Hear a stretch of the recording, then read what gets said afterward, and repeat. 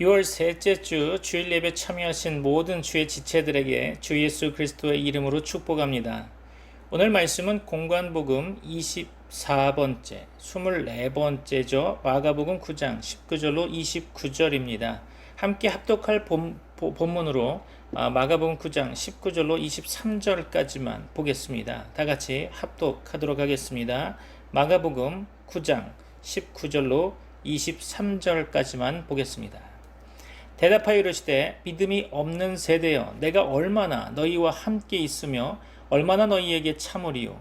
그를 내게로 데려오라 하시매 이에 데리고 오니 귀신이 예수를 보고 곧 그 아이로 심히 경련을 일으키게 하는지라. 그가 땅에 엎드러져 구르며 거품을 흘리더라. 예수께서 그 아버지에게 물으시되 언제부터 이렇게 되었느냐 하시니 이르되 어릴 때부터니이다. 귀신이 그를 죽이려고 불과 물에 자주 던졌나이다. 그러나 무엇을 하실 수 있거든 우리를 불쌍히 여기사 도와주옵소서. 예수께서 이르시되 할 수 있거든이 무슨 말이냐. 믿는 자에게는 능히 하지 못할 일이 없느니라 하시니 아멘. 본문은 변화산의 영광 직후 산 아래서 일어났던 한 사건을 기록하고 있죠. 귀신 들린 한 아이의 병을 고쳐주시면서 예수님께서는 할 수 있거든이 무슨 말이냐, 믿는 자에게는 능히 하지 못할 일이 없느니라 말씀하시고, 그런 믿음의 능력은 오직 기도를 통해서만 얻어지고 행사될 수 있는 것이라고 가르쳐 주셨죠. 변화산에서 예수님께서는 하늘의 영광을 보여주고 계시는 동안에 산 아래 있던 9 제자에게 한 사람이 찾아온 거죠. 그는 벙어리 귀신 들린 자기 아들에게서 귀신을 내쫓아달라고 제자들에게 요청한 것입니다. 그러나 제자들은 능히 그 아이를 고치지 못했고요. 그 와중에 큰 무리가 모여들어 구경거리가 되어진 거죠. 무리 중에 있던 서기관들은 너희가 예수의 제자라면서 예수님처럼 능히 귀신을 쫓아낼 수 있을 텐데 어찌해서 그런 능력을 행사하지 못하느냐 하며 제자들과 변론하고 있었던 것입니다. 겉으로는 제자들과 변론하고 있었지만 서기관들은 실상 예수님을 힐책하며 비난하고 있었던 거죠. 이에 제자들은 어찌할 바 몰라 당황하며 우왕좌왕하여 사람들의 구경거리, 우스갯거리가 되고 있었던 거죠. 주께서는 이런 절묘한 시간에 산에서 내려오셔서 이 현장에 당도하셨습니다. 예수님의 모습을 보자 사람들은 매우 놀라면서 달려와 문안을 드렸죠.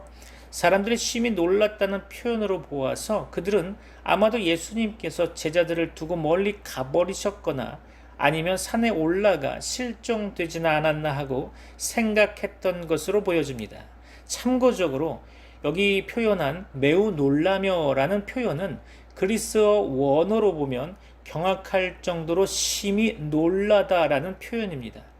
이렇게 강한 표현이 사용된 것으로 보아서 모세가 시내산에서 하나님을 대면하고 내려올 때 그 얼굴의 광채가 사람들을 압도했던 것처럼 아마도 사람들은 예수님께서 변화산 영광의 잔영을 부분적으로나마 발견하고 그런 범상치 않은 주님의 모습에 크게 놀랐던 것인지도 모릅니다.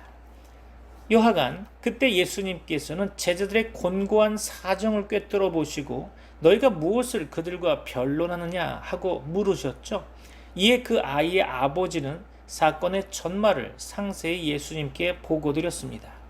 사건의 자초지정을 들으신 후에 예수님께서는 크게 탄식하시며 믿음이 없는 세대여 내가 얼마나 너희와 함께 있으며 얼마나 너희에게 참으리요. 그를 내게로 데려오라 하고 명하셨습니다. 그 아이를 예수님께 데려오자 귀신은 곧 예수님을 알아보고 그 아이로 하여금 심한 경련을 일으키게 했죠.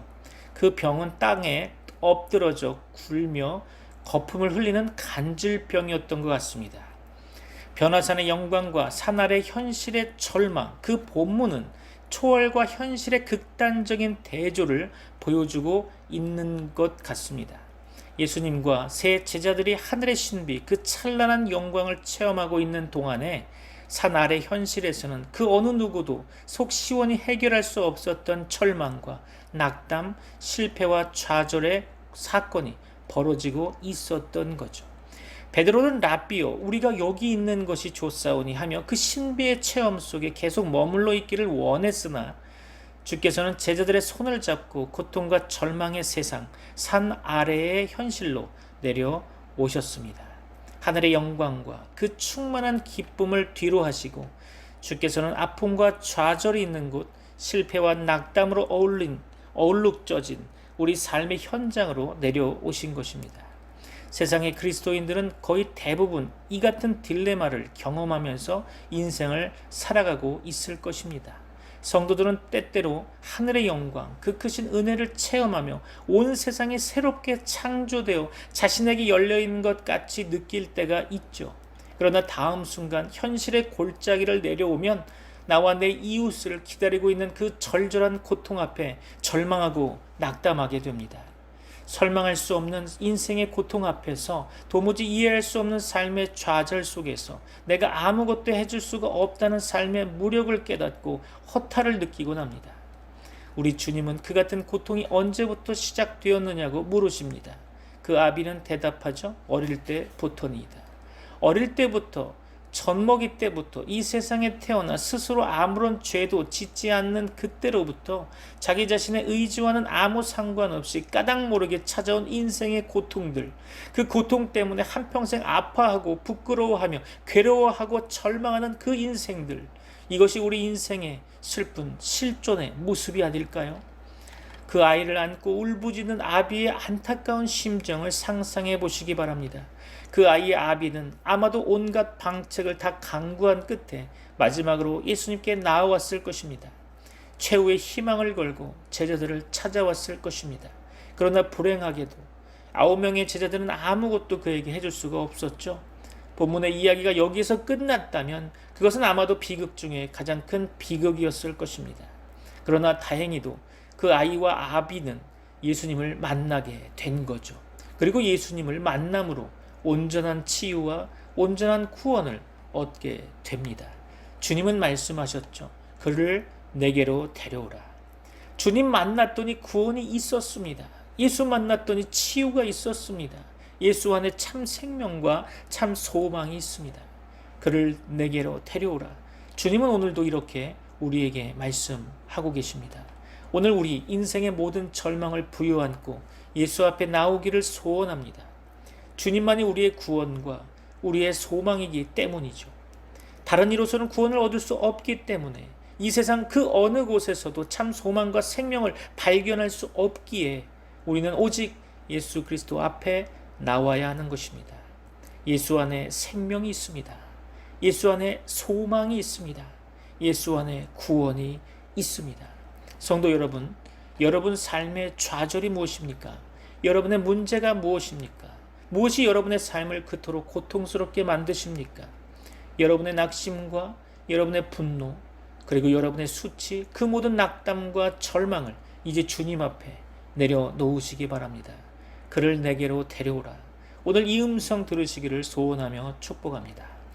예수님께 나와 그 아비는 이렇게 말씀드립니다. 마가복음 9장 22절이죠. 귀신이 그를 죽이려고 불과 물에 자주 던졌나이다. 그러나 무엇을 하실 수 있거든 우리를 불쌍히 여기사 도와 주옵소서. 본문의 문맥으로 보아서 이 아버지는 이제 거의 포기한 상태에서 매우 낮은 목소리로 힘없이 예수님께 말씀을 드렸던 것으로 보입니다. 아마도 제자들이 그렇게 애를 써도 못 고쳤는데 그 스승 되신 예수라고 하는 그 사람은 뭔가 뾰족한 수가 있을까 하며 거의 희망을 포기한 채 반신반의하면서 예수님께 말씀드렸을지도 모릅니다. 그러나 주께서는 이렇게 말씀하시죠. 할 수 있거든이 무슨 말이냐? 믿는 자에게는 능히 하지 못할 일이 없느니라. 아멘. 예수의 말씀을 듣는 순간 이 아버지에게는 새로운 희망과 믿음이 용솟음치기 시작했을 것입니다. 그 아버지는 갑자기 큰 소리를 지르며 내가 믿나이다. 나의 믿음 없는 것을 도와주소서 하고 주의 도우심을 간구하게 됩니다. 이에 예수님께서는 그 크신 긍휼과 자비로서 더러운 귀신을 꾸짖어 쫓아내시고 그 아이의 병을 고치셨던 거죠. 오늘 주 앞에 나오는 사람들은 모두 예수님께 대한 전적인 신뢰와 그분의 능력에 대한 전적인 믿음을 가져야 할 것입니다. 예수님이 곧 하나님이시기 때문이죠. 히브리서 11장 6절 볼까요?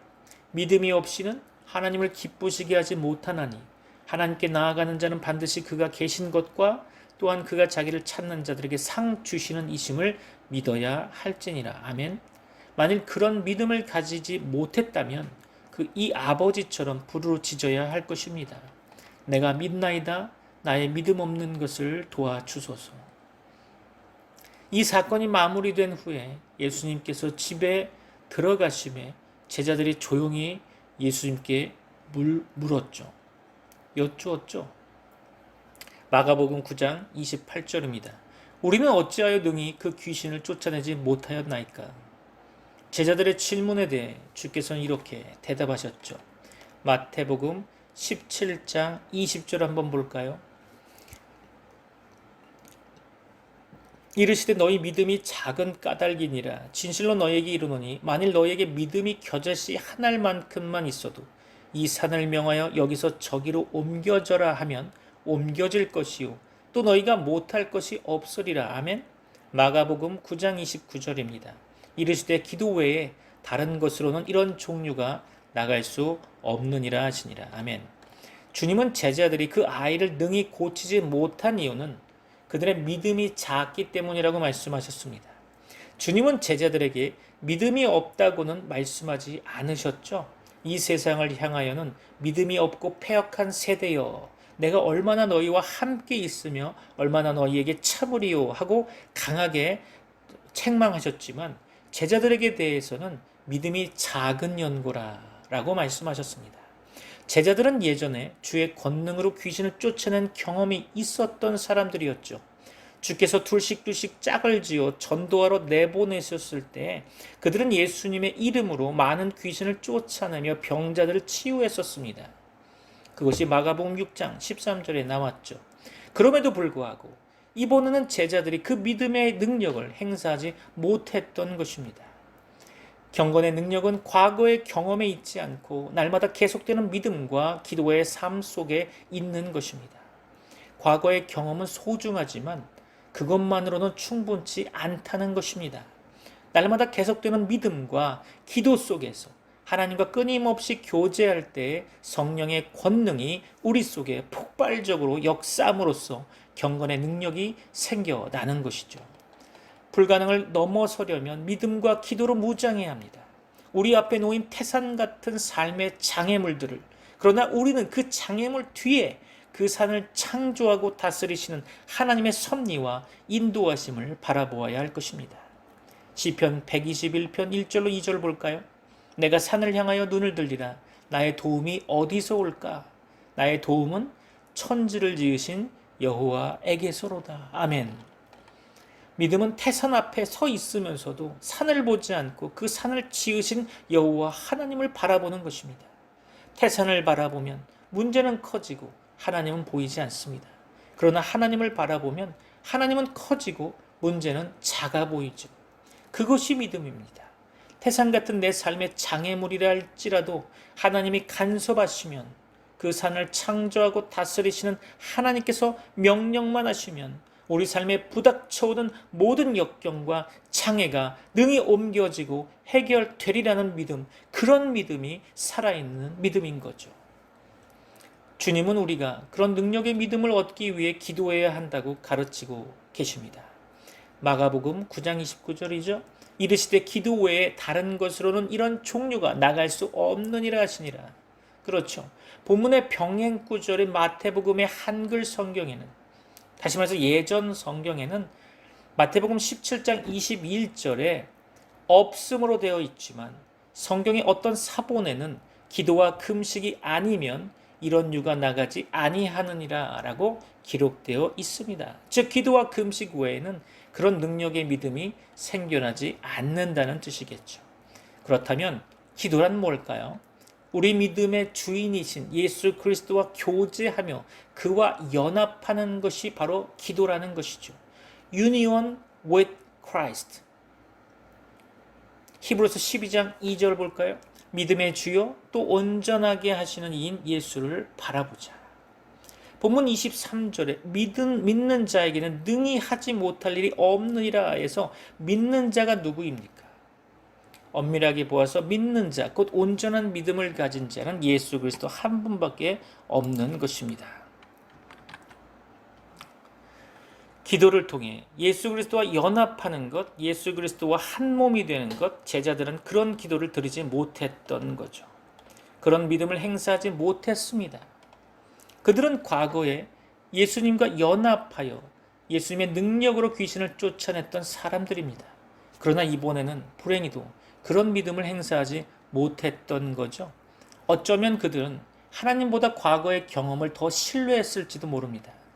과거의 경험을 되살림으로 말미암아 우리도 이제 뭔가 보여주자라는 공명심에 사로잡혔을지도 모릅니다. 그러나 그들은 전심으로 주를 의뢰하지 못했던 거죠. 전적으로 하나님만 의뢰하는 믿음을 갖지 못했던 것입니다. 그들의 믿음이 작았기 때문이죠. 믿음으로 살지 못하는 이유는 뭘까요? 기도하지 않기 때문입니다. 금식하지 않기 때문이죠. 사람들이 기도하지 않는 이유는 게을러서가 아닙니다. 교만하기 때문입니다. 자신의 힘으로, 자신의 능력으로 무엇인가 이룰 수 있다고 믿기 때문에 사람들은 기도하지 않는 거겠죠. 그러나 자신의 노력이 수포로 돌아가고 자신의 모든 교만이 산산이 부서질 때 사람들은 기도하기 시작합니다. 이제껏 자기가 추구했던 세상의 그 모든 것들이 헛된 영광, 거짓된 꿈에 불과하다고 생각하는 그때에, 그러한 사실을 깨달을 때에 사람들은 기도하기 시작하는 거죠. 어찌할 수 없는 인생의 한계와 절망 속에서 사람들은 비록 단순하지만 진실한 기도를 드리기 시작합니다. 기도는 하나님을 바라보는 것입니다. 믿음의 주 예수 그리스도를 바라보며 예수님과 교제하고 예수님과 함께 연합하는 것입니다. 믿습니까?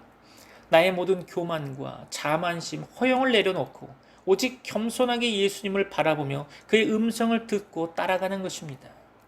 특히 금식은 생의 가장 중요한 본능마저 주 앞에 내려놓고 기도함으로써 온 마음으로 예수님을 바라보는 행위입니다. 그러므로 금식은 아주 강렬한 형태의 기도라고 할 수 있겠죠.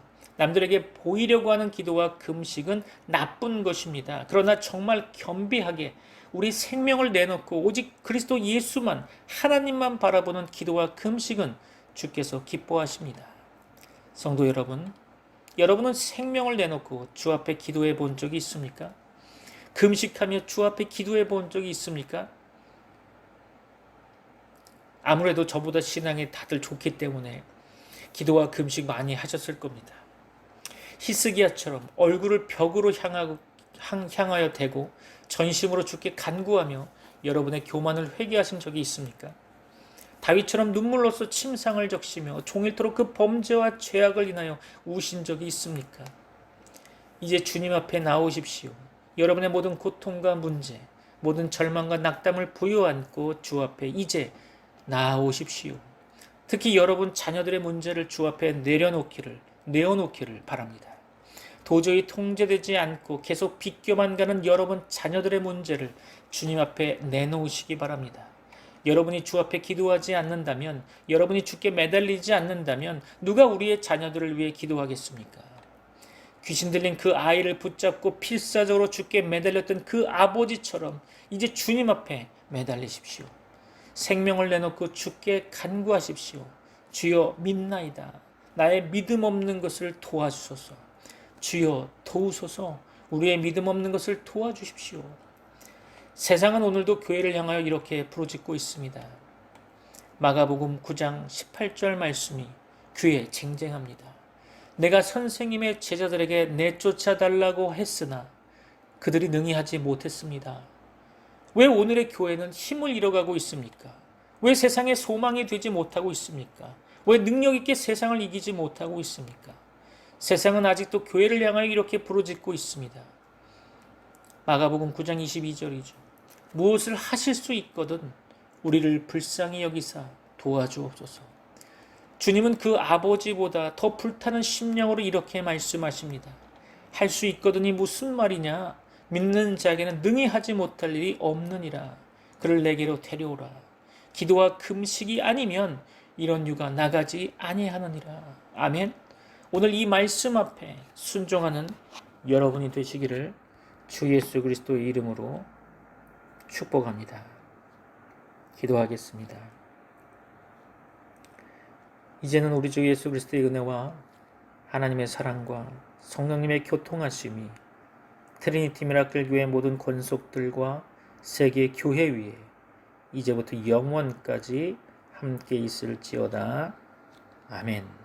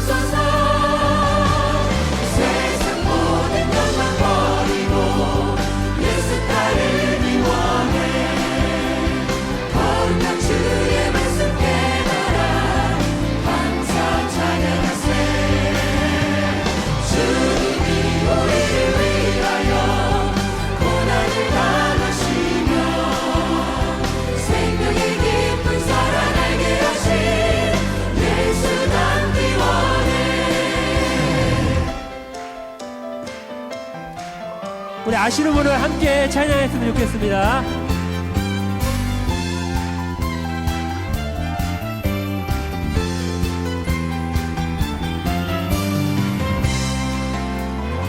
우리가 세상 사는 동안에 예수님 닮기 원하네. 가질 수 없는 것마다도